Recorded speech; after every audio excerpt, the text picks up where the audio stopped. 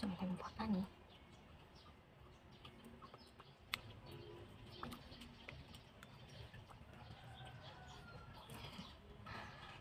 From Ashley na siya, guys.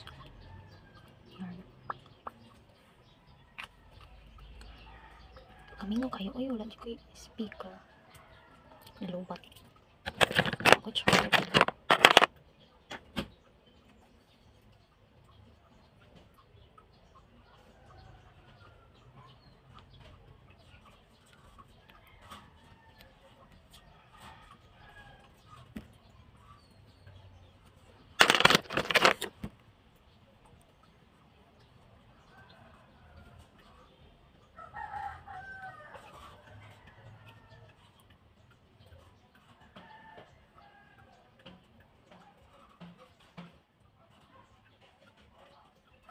So, ano yung akong pa?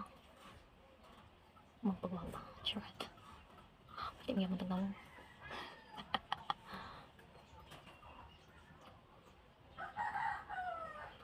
Okay, next to that. So, mga pobre naman ta. So, simple na ito ang style.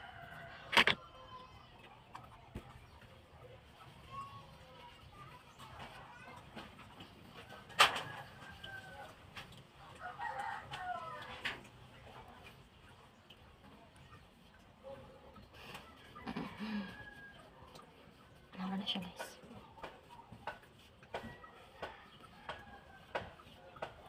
Pawala lang sa kasingot.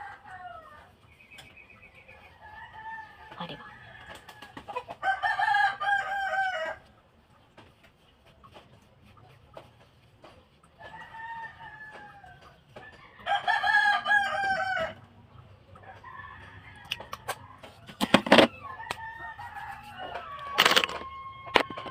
Sige, ito na natin natin ito.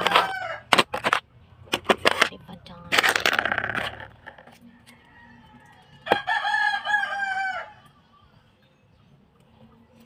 Pinagin ko na kayo pag-block atong what do you call this? Cheek.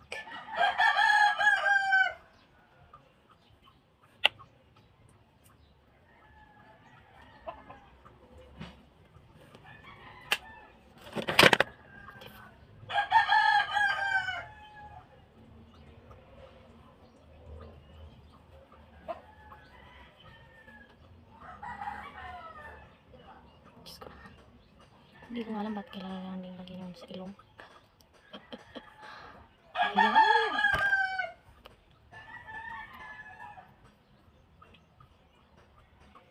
Ganyan lang kasi ito. And next thing is sobrang nasa ako na talaga eh. I need to so ito yung ano ko divider, hindi siya divider, para siya ka ng butanganan o so kay kuha ko man sa balay ano kuha ko na ito siya.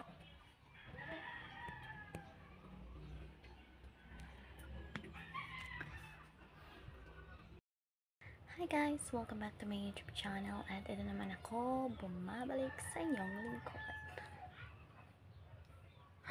Alright, so for today's video, gagawin natin sa bahay namin is mag-ano lang ako. Ay, ito nga pala yung kwarto namin. Simple lang talaga yung bahay namin, guys. Kahit simple, basta sa inyo. Okay, okay. Alright.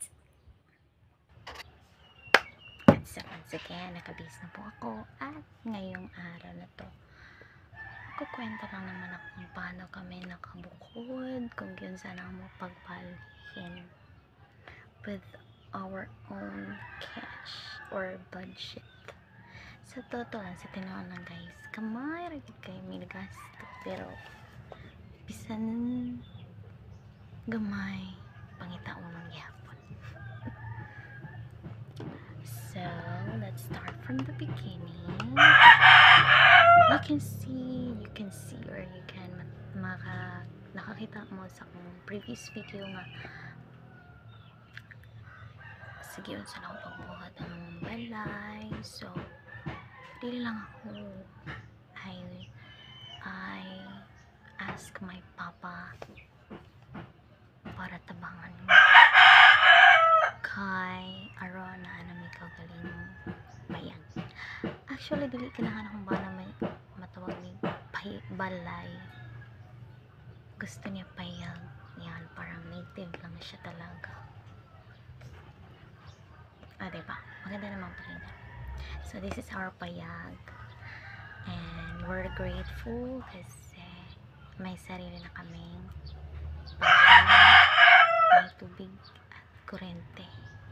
And aside from that, yung namin, among abuhan, yung sainga namin, separate sa bahay namin.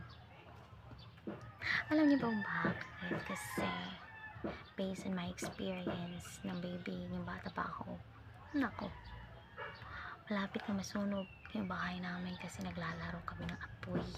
Kaya ayun, it's a great experience. So dapat ihiwalay yung saingan or yung abuhan. Alright, so yun na nga. At saka nag-aaral din kaming dalawa ng partner ko. Ako at siya. Siya is high school graduate, which is mag first year college na sana. But in my case, no. Tsaka naipag-isipan niya yung experience na kasi siya ng welding. Kaya nag-aral siya as small ba yun? Small in-situ. Parang gano'n. Sa malapit din naman dito sa lugar namin. So may motor din po kami para yung utang na motor. And grateful kasi malapit na namin hapit na maimpas.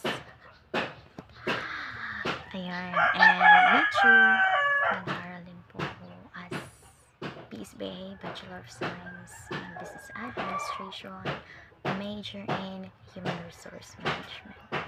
And I am your future HR. Ayan, nagsikap, magkaahon din sa hirap. Diba? And then, lastly, iniwan ako ng baby ko kasi wala kaming TV dito. Kaya ayun, doon siya sa lola, sa tita niya. So, ako lang mag-isa. Joke lang. Okay lang. And then, I want to encourage everyone sa mga wala pa'y balay or sa mga nagplano pang magbalay. Ang nindot jud nga buhaton is bahala o dugay basta mahuman. Ay actually kani ang balay mura ni siya,